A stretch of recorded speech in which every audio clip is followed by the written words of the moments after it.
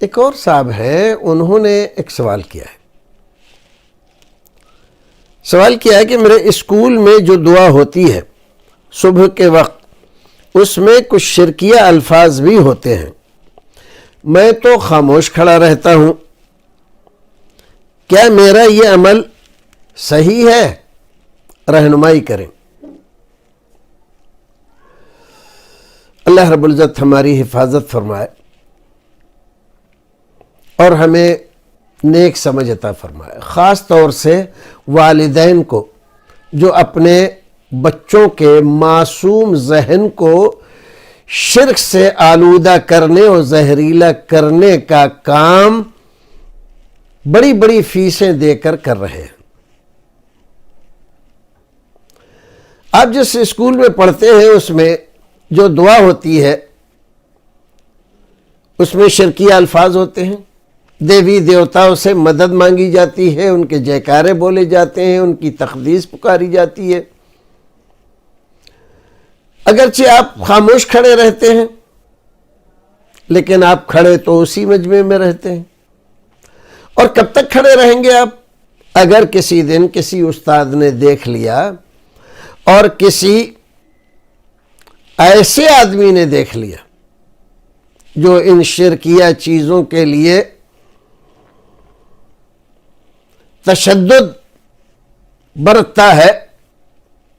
تو ظاہر ہے کہ آپ کے لیے وہ دن اچھا نہیں ہوگا۔ آپ کے والدین کو چاہیے کہ وہ آپ کو ایسے اسکول میں بھیجیں جہاں اس طرح کی کوئی بات نہیں ہوتی، اور آپ کو چاہیے کہ آپ اپنے والدین کو توجہ دلائیں کہ آپ کیا کر رہے ہیں۔ اگر میں پڑھ کر کسی اچھی تنخواہ پر کسی کمپنی میں نوکر ہو بھی گیا لیکن جو شرک کر کے میں نے اپنے اعمال اور عقیدے برباد کیے ہیں، اس کی بھرپائی کیا ہو پائے گی؟ اور کل قیامت میں اگر آپ سے پوچھ لیا گیا کہ آپ نے اپنے بچے کو ایک ایسے ماحول میں جہاں قدم قدم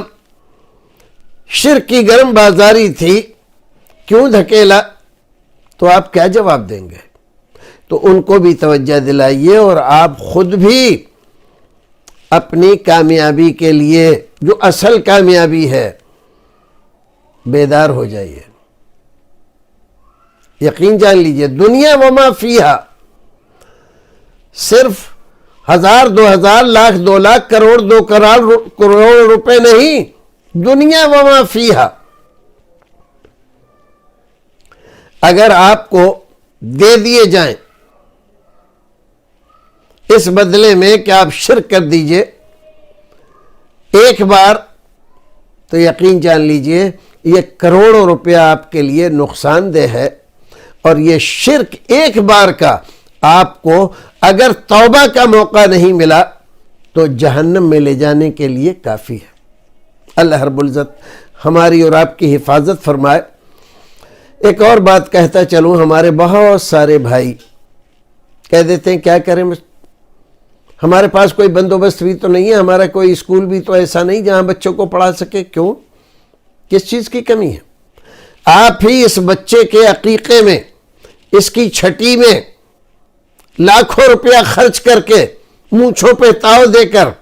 سماج میں بڑا بننے کا ناٹک کر رہے تھے، اور آپ ہی جب اس بچے کی شادی کریں گے تو لاکھوں روپیہ خرچ کریں گے۔ کبھی آپ نے سوچا کہ یہ لاکھوں روپیہ اگر کسی ایسے آدمی کو آپ دیتے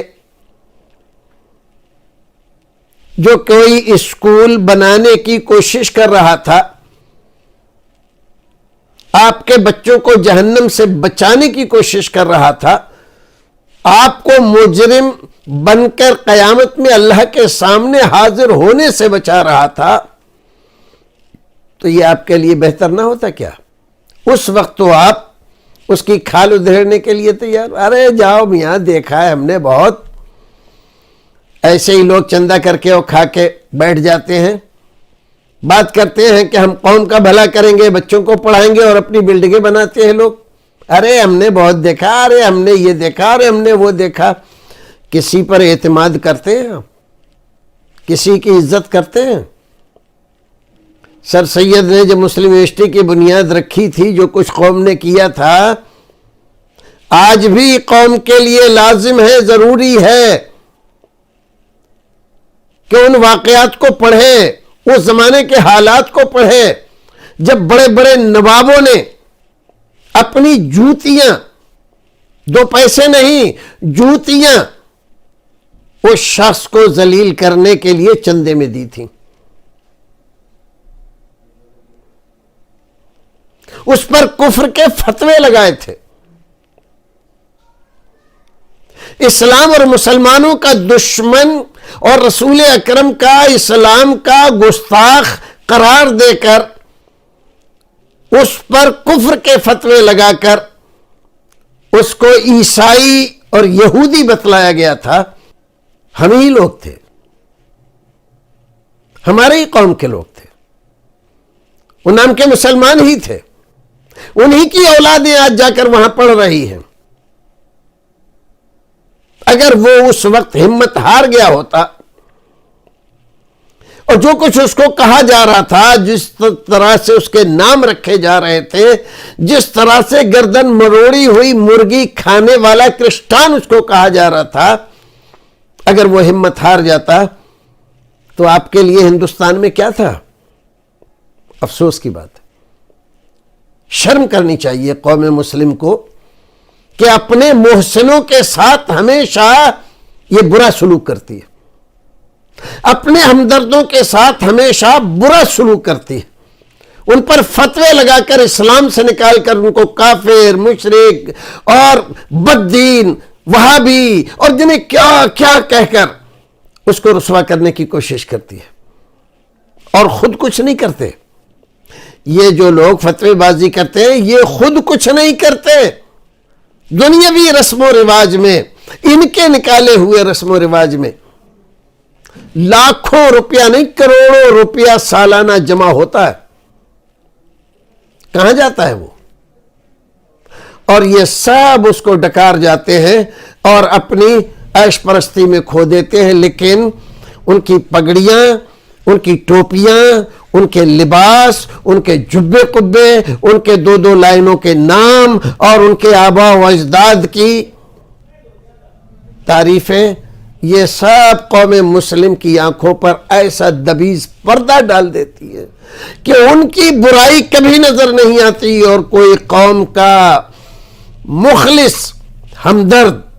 کوئی کام کرنے کے لیے کھڑا ہو، کوئی اخبار نکالنے کی بات کرے، قوم کے لیے کوئی ایسا فرنٹ قائم کرنے کے لیے کھڑا ہو کہ قوم کے اوپر ہونے والے ظلم کو روکا جائے گا، تو یہ قوم اس کا مذاق ہی نہیں اڑاتی، اس کا جینا دوبھر کر دیتی ہے۔ اللہ رب العزت ہمارے اوپر رحم فرمائے اور قوم مسلم کو عقل سلیم عطا فرمائے۔ تو بھائی، آپ ایسے اسکول میں پڑھ رہے ہیں، آپ خود بھی غور کریں اور اپنے گارجین کو بھی بتائیں۔ اللہ رب العزت آپ کی مشکل آسان کرے، ہماری اور قوم مسلم کی مشکل آسان کرے۔